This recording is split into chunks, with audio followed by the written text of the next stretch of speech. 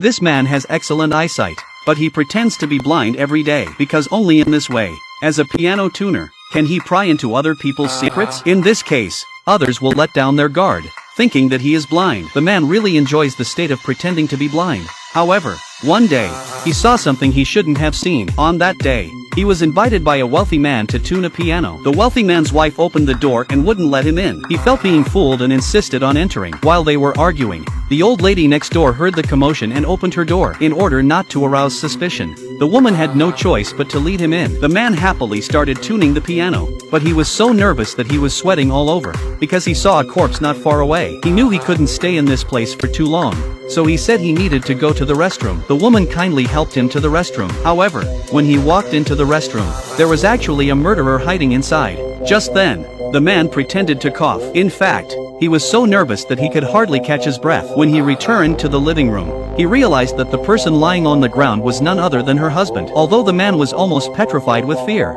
he still forced himself to remain calm and continued tuning the piano while they were dealing with the body. Fortunately, the man's acting skills were not exposed. After that, he hurried to the police station to report the case. When the police chief arrived, he was stunned, because the police chief was the murderer who had been hiding in the restroom. The man pretended that he reported the police because his cat was lost. The next day, the wealthy man's funeral was held. The man was invited to play the piano, and the old lady next door also came to the funeral. She told the police that she saw a man entering the wealthy man's house yesterday, and it was very likely that the murderer was that man. Coincidentally, after the funeral, the man witnessed this scene. He was worried about the old lady's life being in danger, so he rushed to the wealthy man's house. But the moment he opened the door, the tragedy still occurred.